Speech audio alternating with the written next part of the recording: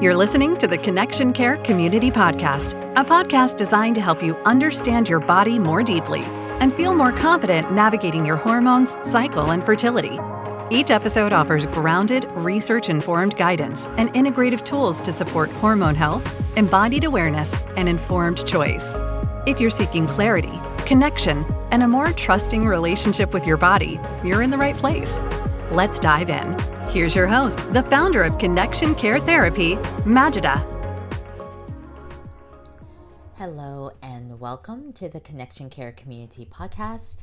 My name is Majida, and it's wonderful to have you join us today as we are talking about reading your cycle, understanding your fertility, unlocking the story your body tells.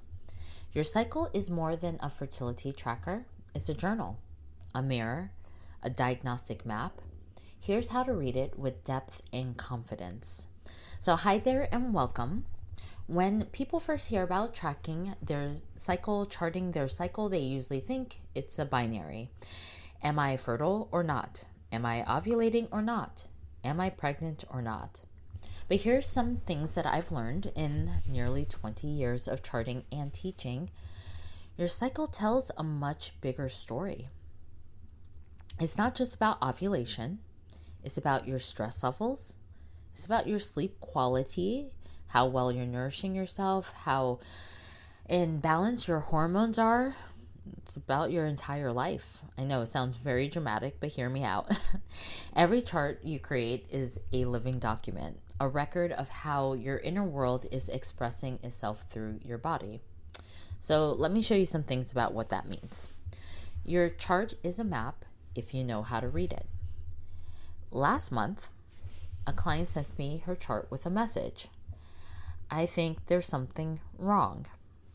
Her temperature has spiked on cycle day 17, and she panicked thinking she had suddenly ovulated late. But when we looked a little bit closer, her chart was telling a different story. Her cervical fluid had already peaked 3 days earlier, the day her body was actually preparing to release an egg. By the time that temp jumped, her cervical fluid was already drying up, a clue that ovulation had likely already passed. And then she remembered. She'd barely slept before the high temp, right? The night before, she had a big work presentation. She had racing thoughts. She was wired at midnight and beyond. She was awake again before sunrise. That single spike, probably her nervous system, not progesterone. We also noticed that her temperature rise after ovulation was slower than usual. This can happen when progesterone is slightly lower or delayed, which can also be influenced by stress. Life stress doesn't just cause random spikes. It can subtly affect your hormone, the hormone that drives the temperature to shift, right? It can subtly impact progesterone. So sleep disruption can make one temp look like a big deal, even when the body has already moved on. Once we zoomed out, the pattern became clear. Her cervical fluid told us that ovulation was coming, her temps confirmed it just a little later, and stress tried to confuse the storyline, but it didn't win. This is why charting is about reading the whole story, not just a single number. Cervical fluid gives us real-time clues. Temperature confirms ovulation after the fact. One high temp or a slow rise is never enough to draw full conclusions. So if you ever looked at your chart and thought, is something wrong? You're not alone. Your body is not broken. It's just communicating. When you understand how to interpret your cycle, you gain insights into when and if you actually ovulated, not just when the chart or an app or something suggests it. When the luteal phase is long enough to sustain pregnancy, how your cervical fluid responds to estrogen throughout the follicular phase, when the temperatures suggest healthy progesterone production, whether or not they're suggesting healthy progesterone production, and also how your body responds to things like travel, illness, stress, major life transitions, new medications, all kinds of things, right? This isn't a mystical practice, even though some of it is quite magical. It's just amazing when you get into it, right? But it's not something that we can't understand, right? This is body literacy. What is often not said is that reading your chart requires more than just knowledge. It requires nuance. I learned this the hard way during my second year of actually charting. I'd been tracking religiously, feeling confident, certain that I knew my body, and then I got sick during my mid-cycle. My temperature shot up to 99.8 and stayed there for 4 days. According to my chart rules, it looked like ovulation, except I knew it wasn't. My fluid had not changed pattern, right? Hadn't showed up yet, hadn't peaked. My cervix was still low and firm. My body was fighting illness, not preparing for conception. If I'd been relying solely on temperature without cross-checking my other signs, I might have misread my entire cycle. Here's what I wish someone had told me back then. Not all temperature shifts are equal. You can see a thermal rise without ovulation if you have a fever, if you experience a spike in cortisol, or even some nights of disrupted sleep. Temperature is just one piece of data. It's not the whole picture. Cervical fluid patterns can vary wildly from person to person. I spent months and months at the beginning comparing my charts to textbook examples. I was frustrated when I didn't see the stretchy egg white cervical mucus that everyone talks about. But it turns out that my fertile cervical fluid can oftentimes be more watery and slippery, which is perfectly normal. It's just different. You might never see the egg white cervical fluid and still have completely fertile cycles. Your body is cyclical, but life isn't. Stress and travel and grief and major life events, they change things, right? They can reshape our hormones even mid-cycle. I've seen charts shift when someone moves to a new city or loses a loved one, starts a new relationship, or changes their diet. Your cycle adapts to your life, not the other way around. So what all of this means is that it's okay to have questions. It's okay to ask for a second opinion. It's okay to feel like you're still learning, even if you've been doing this for some time. I still do. A fertile chart isn't just about getting pregnant. One of the most empowering shifts I teach is that fertility is not the opposite of infertility. Infertility is a medical diagnosis around conception outcomes, but fertility is about your body's overall capacity to communicate, to adapt, and to function hormonally. The medical system treats these as binary categories, but fertility is actually a spectrum of hormonal health, body communication, and adaptive capacity. A few years ago, I worked with someone who came to me devastated. She had been charting for 6 months and her cycles looked quote-unquote wrong compared to what she had been seeing online. Her luteal phase was only 10 days instead of 14. Her temperature rise was gradual instead of sharp. She was convinced, absolutely convinced that something was broken, something was wrong. But when we looked at her charts together, I saw something different. Yes, her patterns were not textbook, but they were consistent. Her body was communicating clearly, just in its own dialect. Her cervical fluid peaked reliably. Her temps confirmed ovulation every cycle. And her 10-day luteal phase, still within the range to support early pregnancy, especially with the right nutritional support.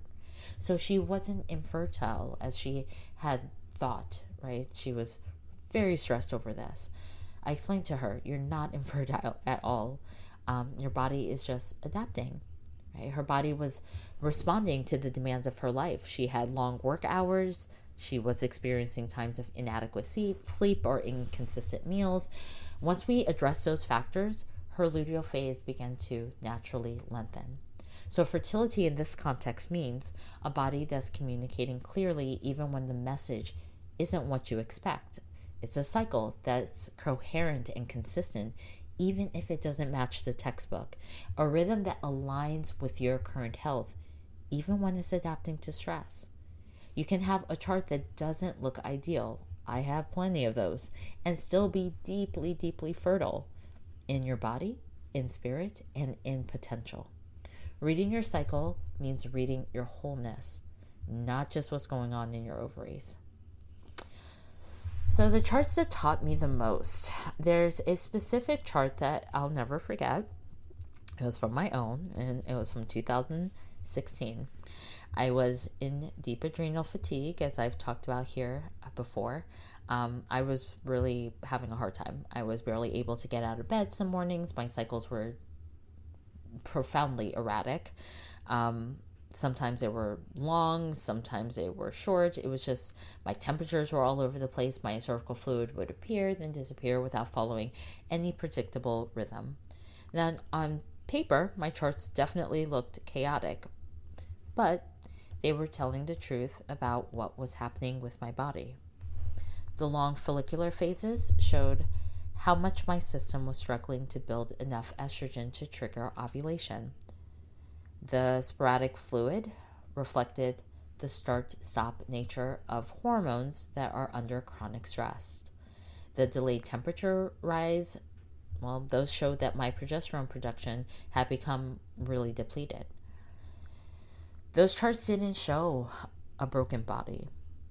What they showed was a body that was working incredibly hard to maintain balance under impossible conditions. They gave me the data I needed to start making real changes, not just guess at what might help. That's when I truly understood and began to understand that your chart, it doesn't judge you. It just reflects. It reflects you. And so when you can read your chart with that reflection, compassion, and skill, you gain a level of agency. For those who are looking for help reading your chart, my Cycle Connection course, I also do consultations as well in sessions.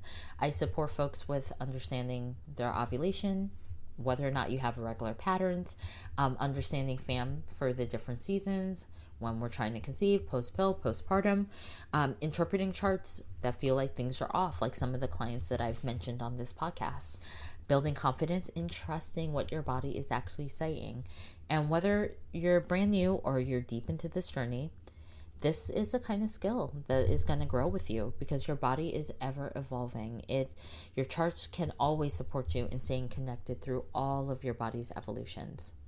So if you're ready to start understanding what your body is telling you, one of the places I recommend starting with is grabbing my free cycle syncing resource. It's called Hormone Harmony. It breaks down every phase of your cycle and teaches you how to connect with your hormones, your energy, your mood, so much more. You can head on over to my website, www.connectioncaretherapy.com, to grab your free resources. I have a whole library of free resources there for you to check out.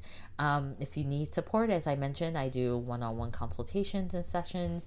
I have my course, the free resources I just mentioned, and a really great blog called Fertility Awareness 101. You can go on over to my website, or if you head over to Substack and you click the links in this article, you can find a direct link to my Fertility 101 blog. Fertility Awareness 101 blog there. So now it's your turn. I'd love to know what stood out for you in this article. What are some of the lessons you've learned on your body literacy journey? Most importantly, I want you to leave with that you do not have to be a fertility awareness educator to know your cycle. Right? You do not have to even be on the fertility journey to know your cycle. You just need to be in a relationship with your body and open to listening. So I look forward to continuing our connection. Please join me in next week's podcast. And have a wonderful, wonderful rest of your day. That does it for this episode of the Connection Care Community Podcast with Majida. Thank you so much for listening. We hope you're leaving with a fresh perspective on your body and overall well-being, along with practical tools you can integrate into daily life. The support doesn't stop here. Be sure to connect with us online at connectioncaretherapy.com for more resources to guide you on your journey. You can also find us on Substack and connect with Majida on Instagram at Majida Sai'da. Remember to rate, review, and share this podcast. And most importantly, stay connected.